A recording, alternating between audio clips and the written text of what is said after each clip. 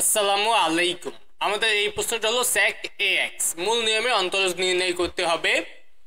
তো আমরা ধরে নেই, লিখব ধরি আমাদের যে প্রশ্নটা থাকে এটাকে আমাদের ধরে নিতে হয় f of x। তো f of x equal to sec ax। তারপর আমরা কি করব, f of x plus h বের করে নিব, কারণ মূল নিয়মে অন্তরজ নির্ণয় করতে গেলে এটার মান আমাদের লাগে। তো sec a x এর পরিবর্তে কি লিখতে হবে, x plus h। তাহলে এখানে আমরা a দিয়ে গুণ করে দিব এখানে, তাহলে হবে ax plus ah। তো যা যা লাগবে আমার তা বের করা হয়ে গেছে। এবার লিখব আমরা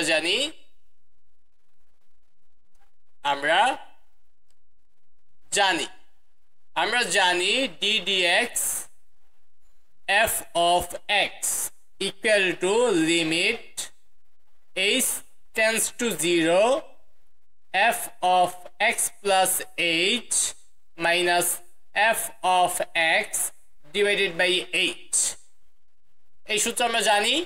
এবার আমরা এই সূত্রে মান বসাই দিব, limit h tends to 0 f of x plus h এর মান হলো sec ax plus ah minus এটার মান হলো sec ax divided by h। তো এখানে ডিভাইডেড বাই h কে আমরা একটু অন্যভাবে বা ভিন্নভাবে বা সহজতরভাবে আমরা লিখে নিব। তাহলে এখানে এটাকে লিখবো 1/h, তারপর সেকেন্ড বন্ধনী দিয়ে উপরে যা আছে এটা লিখে দিব sec ax plus ah minus sec ax। এবার সেকের কোনো আমাদের সূত্র জানা নাই, এই জন্য আমরা কি করব, এইটাকে আমরা cos এ রূপান্তর করে ফেলবো। আমরা জানি sec মানে হলো 1/cos, তাহলে এখানে লিখবো 1/cos ax plus ah, তারপর মাইনাস এটাকে লিখবো 1/cos ax। তারপর দুইটা cos বিয়োগ আকারে আছে, আমরা বিয়োগ করে দিব, limit h tends to 0 1/h। Second বন্ধনী দেওয়া লাগবে না, যেহেতু একটা বানায় ফেলবো। লসাগু হবে cos ax plus ah cos ax। তো এই লসাগুকে এটা দিয়ে ভাগ করলে থাকবে cos ax, cos ax এর সাথে 1 গুণ করলে হবে cos ax, তারপর মাইনাস লসাগুকে এইটা দিয়ে ভাগ করলে থাকবে এইটা দিয়ে 1 এর সাথে গুণ করলে হবে cos ax plus h। এবার উপরে দুইটা cos বিয়োগ আকারে আছে, তাহলে আমরা সূত্র অ্যাপ্লাই করতে পারি। কোন সূত্র অ্যাপ্লাই করি আমরা এখানে, cos c minus cos d equal to আমরা জানি 2 sin c plus d by 2 into sin এখানে different d minus c by 2। তো এই সূত্রটা আমরা কি করব, এখানে অ্যাপ্লাই করব। তো অ্যাপ্লাই করলে এখানে কি হয় দেখি, limit h tends to 0 1/h into cos c minus cos d, তাহলে হবে 2 sin, এই দুইটা যোগ করে 2 দিয়ে ভাগ, ax যোগ করলে 2ax, তাহলে এখানে হবে 2ax প্লাস h, তারপর দুইটাকে 2 দিয়ে ভাগ করব, তাহলে হবে ax প্লাস ah/2 যোগ করে দুইটাকেই 2 দিয়ে ভাগ করলাম, তাহলে এইটা হবে। তারপরে আবার sin d minus c, এইটাকে বিয়োগ করবে এইটা দিয়া, তারপরে 2 দিয়ে ভাগ, এইটাকে এইটা দিয়ে ভাগ করলে ax বাদ যাবে, থাকবে শুধু h, তাহলে ah/2 বিয়োগ করে 2 দিয়ে ভাগ। এক কথায় আমরা এই সূত্রটা আমরা এখানে অ্যাপ্লাই করলাম। নিচে আছে হলো cos ax plus ah cos ax।